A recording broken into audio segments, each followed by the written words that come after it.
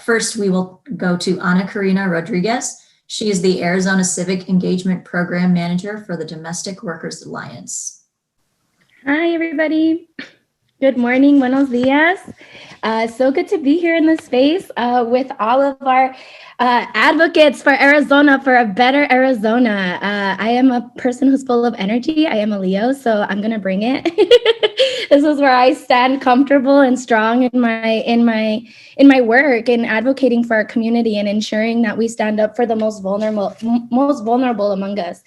So again, I'm Anakarina Rodriguez. I'm with the National Domestic Workers Alliance. I'm here. I am the Arizona Civic Engagement Program Manager. My email is below. If you ever need anything, please reach out. And I'm here to talk about demanding that we cover the needs for our whole community. All right, so everyone deserves to work with safety and dignity. And when workers come together, we are unstoppable. So who are we? We're the National Domestic Workers Alliance, also NDWA. We're the leading voice for dignity and fairness for the millions of domestic workers in the United States. So when we say domestic workers, we mean nannies, home care workers, folks who take care of our kids, our elderly. These are the folks who come to our home, who we trust with our key under our doormat to come and make sure our homes smell fresh, smell like Lysol, like Pine Sol, like, it smells so beautiful when we come in our home, and it makes our work possible. We were founded in 2007, and again, we work for the recognition and inclusion of labor protections for domestic workers. The majority of whom are women and immigrant women of color. NDWA is powered by 60 affiliate organizations and local chapters, and that includes Puente, Arizona, actually here in Arizona. So you can see the connection and how NDWA is kind of like the umbrella of all the other domestic worker organizations and worker right organizations. Throughout the country, domestic workers do have the opportunity to join NDWA and gain membership benefits. They can connect with other workers and opportunities to get involved in the movement. Domestic workers are denied basic labor rights daily. There are 2.5 million nannies, house cleaners, and care workers who do the job of caring and cleaning in our homes. Domestic work is real work, and it's hard work, but it's work that makes our work possible. And so it's important for us to continue to advocate for domestic workers and all workers' protections across Arizona.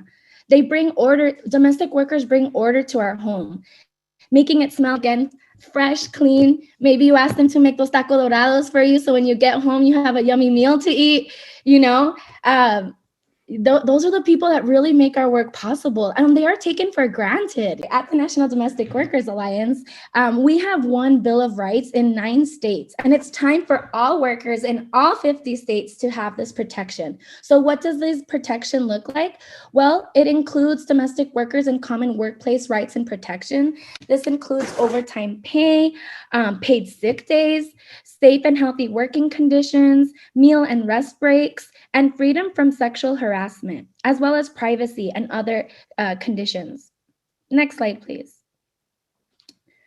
This also includes new workplace rights and benefits, addressing the unique challenges of domestic workers, like written agreements, right? I mentioned we leave the key under the door, right, under the doormat. That's like the written agreement, right? Like, make sure you leave the key afterwards, right? But really don't have fair protections for domestic workers. Fair scheduling, right? I've heard stories of women who maybe have missed the bus, and they're not able to get to their job, and they lose their employment, right?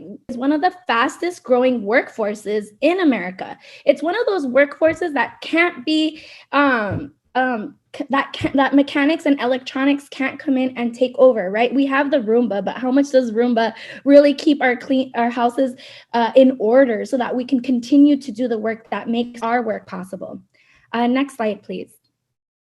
So ensuring that rights aren't just on paper, but that they can be enforced and implemented. So ensuring that rights are really enforced with like know your rights, implementation, preventing retaliation, and affordability of care. This includes hazard pay for essential and frontline workers, including domestic workers, vaccination and continuous testing for essential workers, and offering masks and PPE to workers free of charge, and training for employers and workers on proper health and safety measures. Social services and community services. This includes support and fund community navigators, for example. This is like, right, if we had a wish list, like what would this look like if we were to include funding for in the budget for our domestic workers, access to nutrition and food subsidies, other immigrant and refugee services for recent arrivals, such as connections with legal aid, food banks, etc. Citizenship classes and financial assistance for low-income families to assist with the application costs, including immigration-related legal services. So finally, we're asking you all to take action. You can follow us on Facebook and Twitter and Instagram. We're at Domestic Workers. You can follow us on our social media there.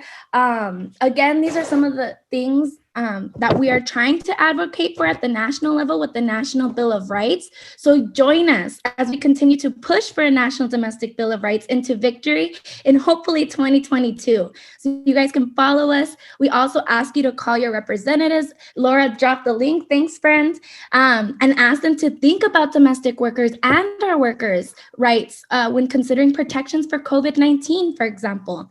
Thank you so much. I really appreciate the time and opportunity to speak with you all. Thank you so much for all the for the organizers who put this event together.